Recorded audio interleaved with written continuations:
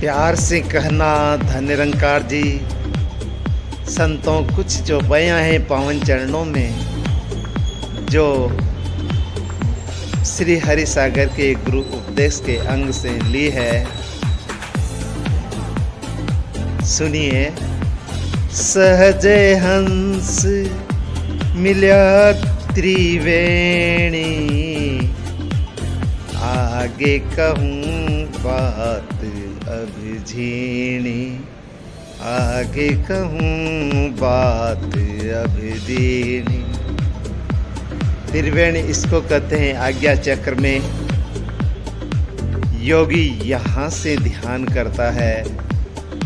ऐसे पुरुष गगन घर पावे, सुरति शब्द एक लिव लावे, सुरति शब्द एक लिव लावे।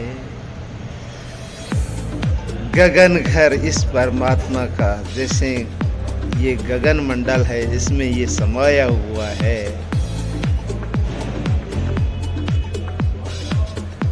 ये घर जब मिल जाता है तो फिर साधक का कर्म बन जाता है कि सुरति और शब्द का मेल करे, जो गुरु ने शब्द दिया है।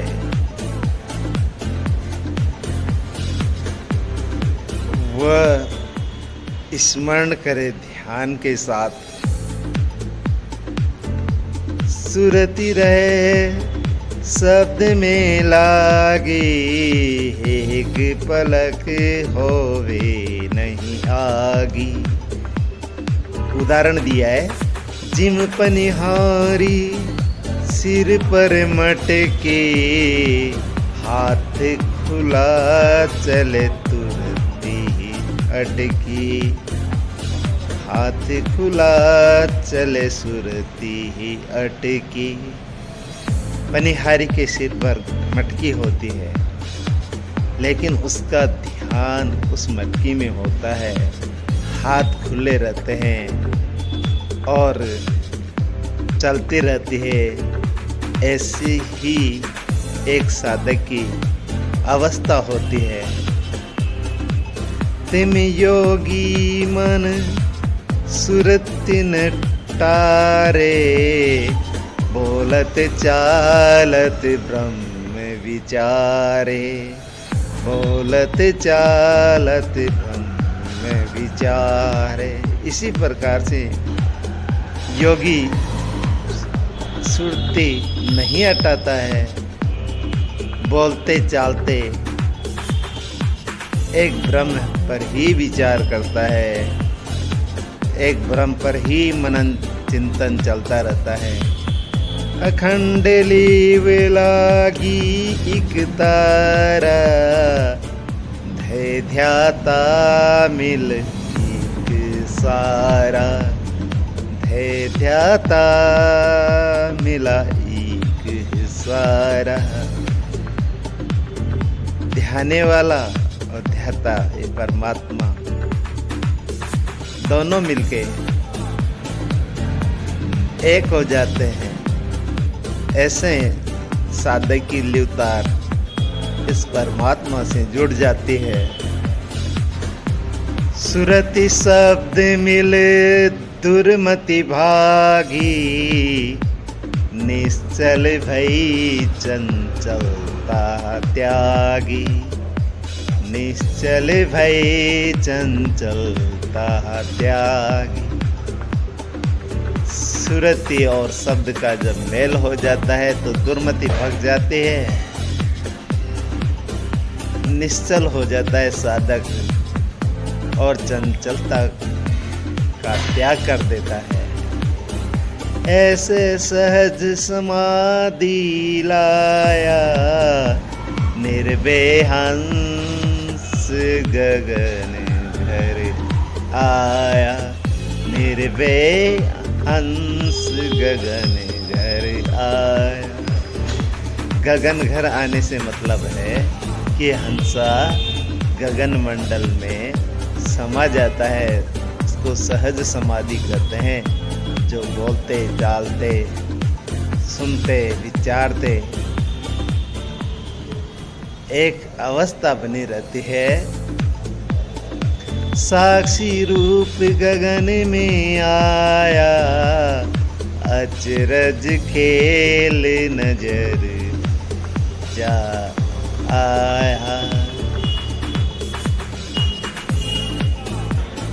इन चौपाइयों पर गहराई से ध्यान देना, इसमें ब्रह्म का निरूपण है। अचल राम निश्चय कर जानी, अब आगे की कहूँ सैलानी।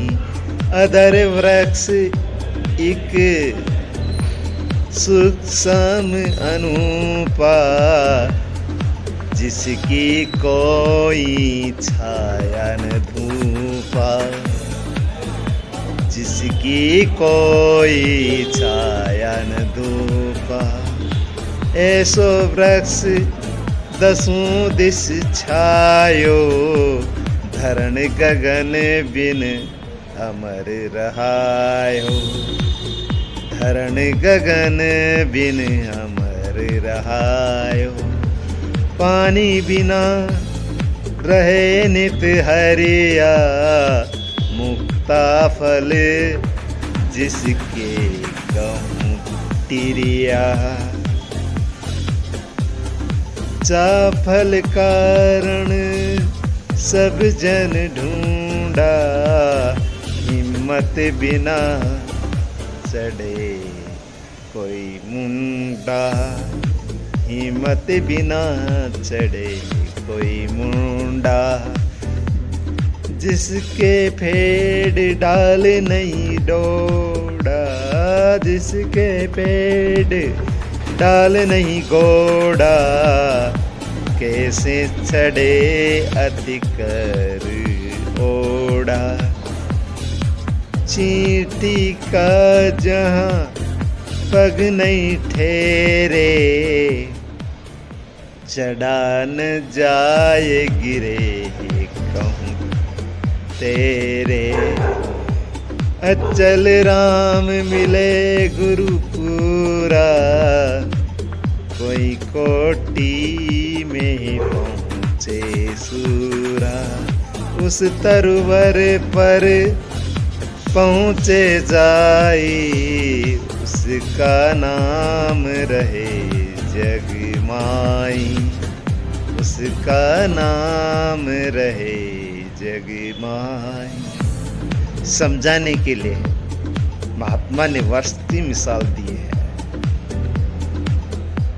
कि एक ऐसा वृक्ष जिसकी न कोई छाया न धूप है,